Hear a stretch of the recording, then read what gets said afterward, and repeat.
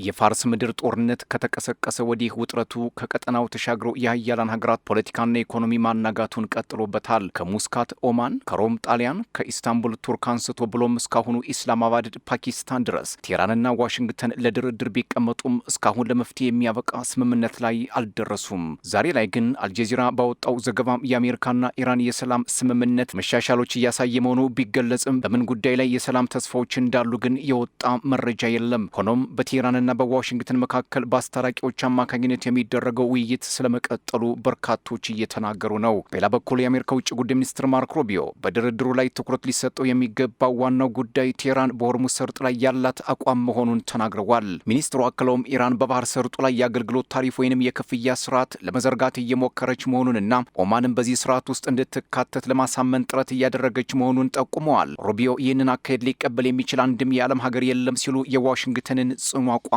ይፋ አድርገዋል። ለኔቶ ስብሰባ በሄልሲንግ ቦርድ ስዊድን የሚገኙት የአሜሪካው የውጭ ጉዳይ ሚኒስትር ማርኮ ሩቢዮ ከኢራን ጋር ስምምነት ላይ ለመድረስ በሚደረገው ጥረት ላይ አንዳንድ መጠነኛ መሻሻሎች መታየታቸውን ገልጸው ይሁን እንጂ ነገሩን አጋኖ ማሳየት እንደማይፈልጉ አሳውቀዋል። ሩቢዮ አክለው አንዳንድ አዎንታዊ እርምጃዎች መታየታቸው መልካም ነው ካሉ በኋላ ነገር ግን ዋናው መሰረታዊ መርሃችን አልተቀየረም፣ እሱም ኢራን በምንም አይነት ሁኔታ የኒኩሌር ታጣቂ ሀገር መሆን አትችልም የሚለው ነው። በመሆኑም አሜሪካ ኢራን በከፍተኛ ደረጃ እያበለጸገችው ስላለው ዩራኒየም ጉዳይ በድርድሩ ላይ ጥብቅ ምላሽ እንደምትሰጥበትም አስታውቀዋል። አሜሪካ ኢራንን ወደ ድርድር ለማምጣት በሶስተኛ ወገን በኩል የሚደረገው ዲፕሎማሲያዊ ጥረት ግንኙነቱን ወደ ስምምነት ምዕራፍ ለማድረስ ትልቅ ተስፋም ተጥሎበታል። የፓኪስታን የሽምግልና ጥረትን ተከትሎ የኢራን ባለስልጣናትም በሰላም ስምምነቱ ላይ የተለያዩ አስተያየቶችን እየሰጡ ነው። አልጀዚራ ከቴህራን እንደዘገበው የፓኪስታን ባለስልጣናት በአሜሪካና በኢራን መካከል ያለውን ውጥረት ለማርገብ ከፍተኛ የሽምግልና እንቅስቃሴ ላይ ይገኛሉ።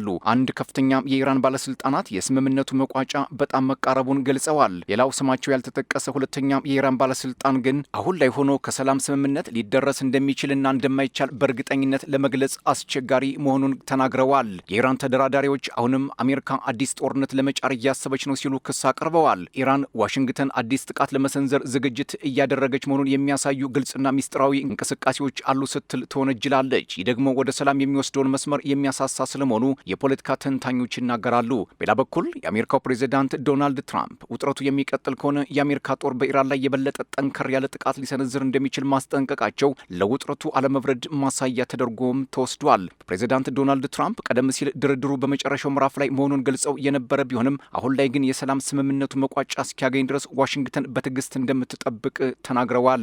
በአሜሪካና ኢራን መካከል የተቀሰቀሰውን ጦርነት ለማስቆም የሚደረገውን የሰላም ድርድር ለማሳለጥ የፓኪስታን የውጭ ጉዳይ ሚኒስትር ሞሂሲን ናቅቪ ተጨማሪ ውይይቶችን ለማድረግ ቴህራን መግባታቸውም ከዋሽንግተን ጋር ያለውን ውጥረት ለማብረድ ትልቅ እንቅስቃሴ ፓኪስታን ስለመጀመሯ ያሳያል። የፓኪስታን ውጭ ጉዳይ ሚኒስተር ከኢራኑ አቻቸው አባስ አራግቺ ጋር በድጋሚ የተገናኙ ሲሆን ውይይታቸውም ዋሽንግተንና ቴህራን እያደረጉ ባለው ቀጥተኛ ያልሆነ ግንኙነትና የቀረቡትን የትብብር ማዕቀፎች መገምገም ላይ እያተኮረ መሆኑን የኢራን መገናኛ ብዙሃን በስፋት ዘግበውታል።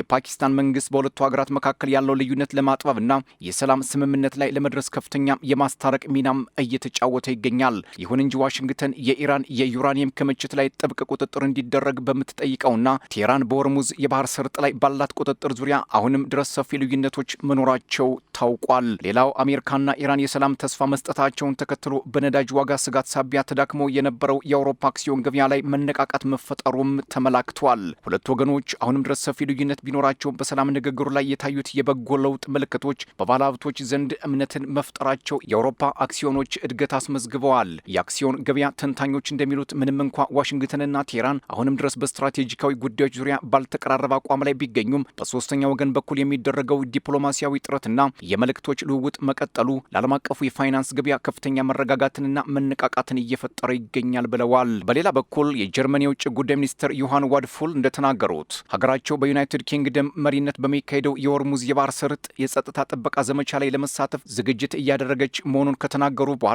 ነገር ግን ይህን ስምሪት በሰሜን አትላንቲክ የጦር ቃል ኪዳን ድርጅት ኔቶ ስር የሚመራ የተልዕኮ አካል አድርገው እንደማይመለከቱት አስታውቀዋል። ከዚህ ጋር በተያያዘ እስራኤልና አሜሪካ በኢራን ላይ የከፈቱት ጦርነት በባህረ ሰላጤው የትብብር ምክር ቤት አባል ሀገራት መካከል ያለውን ግንኙነት መሰረታዊ በሆነ መልኩ ቀይሮታል ሲሉ የፖለቲካ ተንታኞች እየተናገሩ ነው።